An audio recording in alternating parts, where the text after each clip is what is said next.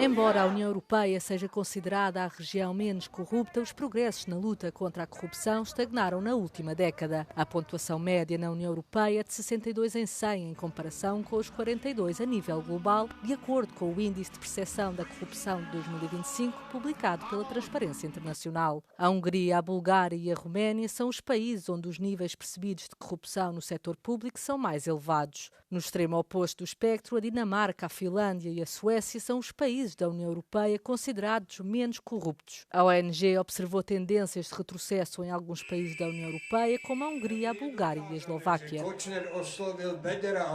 In the last year in Slovakia, there's been, campaigns within the government against the Independent Whistleblowing Agency, impacts on the ability to investigate and prosecute against corruption being rolled back within the country.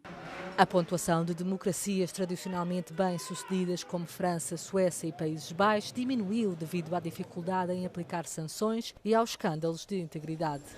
Another trend is that these countries are just simply had the eye off the ball when it comes to modernizing their anti-corruption framework. I think the Netherlands and Sweden could particularly be put in that category where they just have not had strong standards when it's come to lobbying transparency or political finance transparency in regards to us knowing who is funding political parties within the country.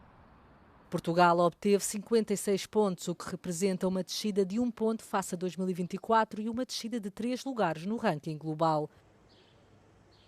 Nos últimos anos, a corrupção tem sido um dos temas de destaque do discurso político e mediático nacional. António José Seguro chegou na viatura pessoal ao futuro local de trabalho para uma conversa com o presidente cessante Marcelo Rebelo de Sousa, que durou mais do que aquilo que se imaginava. Neste dia 1 pós-eleição, o ex-líder socialista esteve em contacto telefónico com os autarcas de vários municípios afetados pelo mau tempo, na residência que tem, nas Caldas da Rainha. Tentou perceber como está o processo de recuperação dos danos provocados pelo comboio de tempestades que tem afetado o território continental do país nas últimas semanas. A resposta do Estado à catástrofe natural deverá marcar os primeiros tempos do mandato de Seguro, a par da saúde, da justiça e também do pacote laboral. Seguro que, recorde-se, no decurso da campanha eleitoral, fez questão de dizer que jamais promulgará alterações à lei do trabalho sem um acordo na concertação social. Essa é uma área em que poderá haver choque com o governo da Aliança Democrática. Ao cabo de 3 horas e meia, saiu aqui pela Sala das Bicas do Palácio de Belém sem responder a quaisquer questões dos jornalistas. No próximo mês, Seguro vai trabalhar na transição, num gabinete que lhe foi entregue no Palácio de Queluz. A tomada de posse está agendada para 9 de março. Durante a primeira visita de um vice-presidente dos Estados Unidos da América à Arménia, J.D. Vance anunciou vários novos acordos entre os dois países após se ter reunido com o primeiro-ministro arménio Nikol Pashinyan em Erevin. Os dois líderes assinaram um acordo de energia nuclear civil e um acordo de venda de tecnologia de drones dos Estados Unidos da América para a Arménia no valor de 9,2 milhões de euros. Vance encontra-se de visita à Arménia e ao Azerbaijão esta semana a fim de promover um novo corredor comercial que remodelaria o Cáucaso do Sul. A designada Rota Trump para a Paz e Prosperidade Internacionais visa ligar a Ásia Central e a Bacia do Cáspio à Europa, contornando a Rússia e o Irão. President Trump knows very well the very best way to ensure that you have peace is to establish real deterrence. And the best way to establish real deterrence is with the best military technology in the world, and the United States has that. Փոխնախագահ Վենսի հետ այսօր ստորագրեցինք քիչ առաջ Հայաստանի Հանրապետության եւ Ամերիկայի Միացյալ Նահանգների կառավարությունների միջև խաղաղ նպատակներով միջուկային էներգիայի ոլորտում համագործակցության մասին 1-2-3 կոչվող համաձայնագրի բանակցությունների ավարտի մասին համատեղ հայտարարությունը։ Այս համաձայնագիրը նորեջ կբացի Հայաստանի եւ ԱՄՆ-ի միջև խորացող էներգետիկ գործընկերության ասպարեզում, կնպաստի Հայաստանի էներգետիկ ռեսուրսների Em agosto de 2025, o presidente dos Estados Unidos da América, Donald Trump, mediou um acordo entre a Arménia e o Azerbaijão, no qual os dois países se comprometeram a renunciar às reivindicações sobre o território um do outro e a abster-se do uso da força. Moscou está a observar atentamente a saída discreta da Arménia da sua esfera de influência. O país é historicamente o aliado mais próximo da Rússia no Cáucaso Meridional.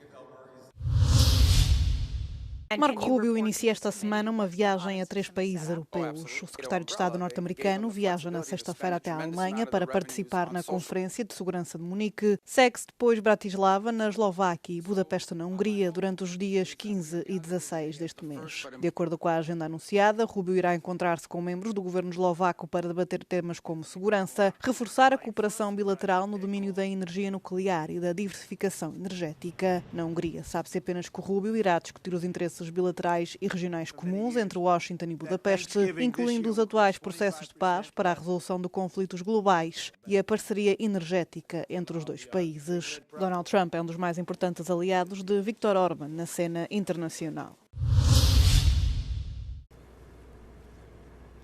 A Lituânia realizou um exercício militar na segunda-feira, simulando um cenário em que um comboio proveniente da Rússia continental circula pelo país para chegar a Kaliningrado. O exercício baseia-se num incidente que ocorreu no verão passado.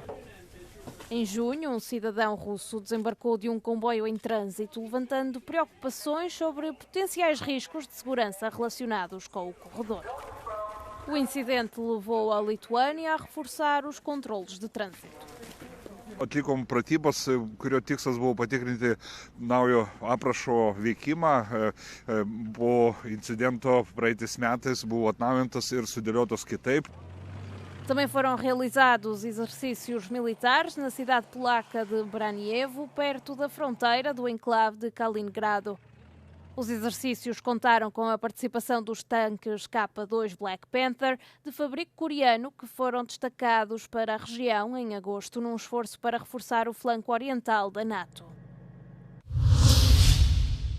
A alta representante dos negócios estrangeiros da União Europeia, Kaja Kallas, alertou que os esforços de paz para a Ucrânia correm o risco de reforçar a agressão russa, a menos que Moscou seja forçada a fazer concessões reais.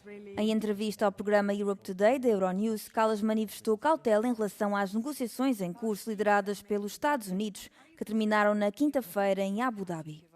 Well, we haven't seen Russia really taking the talk seriously because, while Ukraine already agreed to unconditional ceasefire over a year ago, then Russia keeps on bombing. I mean, just yesterday we heard how they're bombing civilian infrastructure all the time. Plus, they don't really have serious people, behind that table. So I don't expect anything out of this, really. Kallas reconheceu o mérito da administração Trump em reunir as duas partes, mas salientou que o desequilíbrio é evidente. A União Europeia e os Estados Unidos têm entrado em conflito quanto à sua visão do que deve ser a paz na Ucrânia. A Comissão Europeia tem fortes reservas quanto à concessão de estatuto legal a 500 mil de migrantes irregulares por parte de Espanha, de acordo com fontes consultadas pela Euronews. 3 funcionários da União revelaram estar preocupados com o facto dos planos de Madrid poderem entrar em conflito com a atual política de imigração do Bloco. A decisão foi anunciada pelo primeiro-ministro Pedro Sánchez no final de janeiro e afeta as pessoas que entraram no país antes de 31 de dezembro. Os migrantes devem ter residido em Espanha durante pelo menos 5 meses ou ter solicitado asilo antes do final de 2025 para serem elegíveis. O novo decreto concederá aos beneficiários autorizações de residência de 1 ano e o direito de trabalhar em qualquer setor, em qualquer parte do país. Os funcionários europeus contactados disseram que a medida não está em conformidade com a posição da Comissão e corre o risco de enviar uma mensagem errada aos migrantes irregulares. Após o anúncio de Madrid, O comissário europeu para a migração, Magnus Brunner, referiu que este é um assunto da responsabilidade nacional. Cuba enfrenta dificuldades crescentes como resultado do embargo de petróleo dos Estados Unidos. As autoridades cubanas proibiram as aeronaves que operam na região de pousar na ilha para reabastecer. Os voos de longa distância, cruciais para o turismo cubano, estão interrompidos devido à escassez de combustível. E a Air Canada vai suspender os serviços para a ilha a partir de segunda-feira. Os cubanos podem comprar no máximo 20 litros de combustível de cada vez e somente em dólares americanos. O transporte público também foi severamente afetado, com muitas carreiras de autocarros suprimidas. Os locais tentam adaptar-se à situação como conseguem. Visitar sí que son de batería porque aquí no hay más nada. Es con lo que resolvemos aquí. Y así, poquito a poco, echando para adelante para no ir de otra.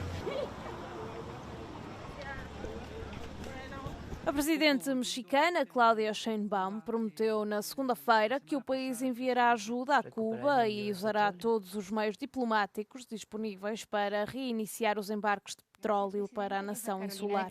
Puede uno estar de acuerdo o no con el régimen de gobierno de Cuba, pero no debe afectarse a los pueblos nunca.